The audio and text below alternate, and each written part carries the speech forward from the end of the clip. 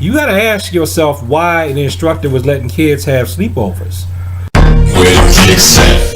Where them hands? Where them holes? Where them throws? You know what I'm saying? Cecil. This instructor is out of Philadelphia, but he was sexually assaulting karate students on out-of-state trips. And it looks like one of the tournaments where he abused a student was in the DC area. So, I kind of feel some type of way about that. But let's take a look at this gentleman, this young man. Evan Scott Burgess, 26, of Blue Bell, is accused of molesting 3 of his students during out-of-town trips.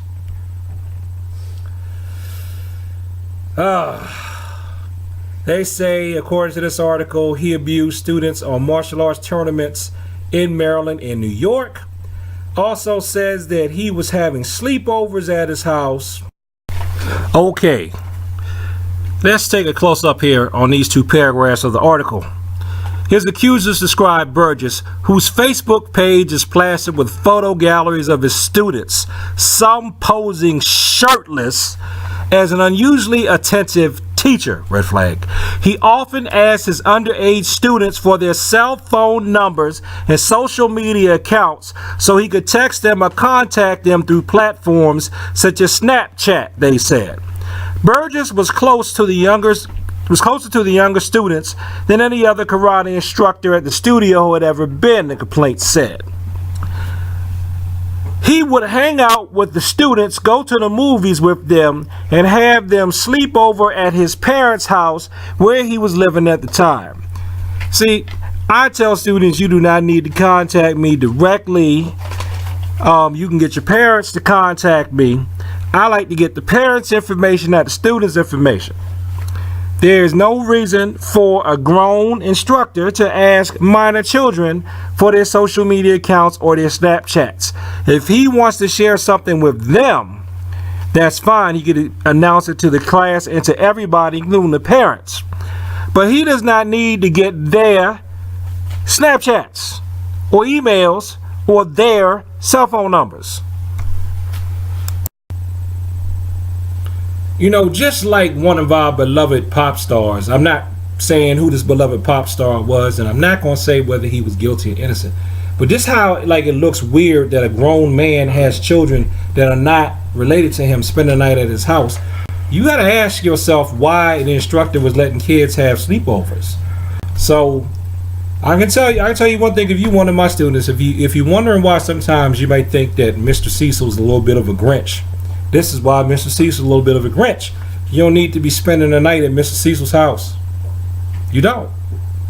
We spend plenty of time together at the community center training. When I was at a martial arts club and we went to the movies, you know what happened? Everybody went to the movies together. Parents and the kids, we all went to the movies together. We met over there at the movie theater. Then nobody had to go back to anybody's anything. The only students I saw going to an instructor's house was grown people who were already advanced students. And one of the guys, I got to go to the house because he was actually already a friend of the instructor anyway, so they already knew each other. So it was that type of party. So watch out for these grown people. I say people, doesn't matter if it's just a man or not. Watch out for these grown people that want to have sleepovers at their kids' house. Even if they got kids.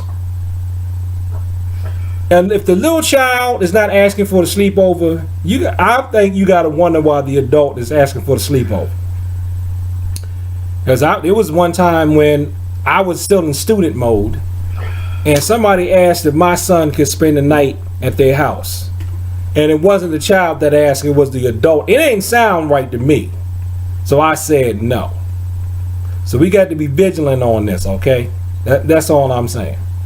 So thank you for your time. Thank you for watching this video. Like, comment, subscribe. And you don't need to sleep over at no grown person's house. If you're a child that you don't know, that's not your uncle or your cousin or your father, your mother, your aunt, or something like that. Peace.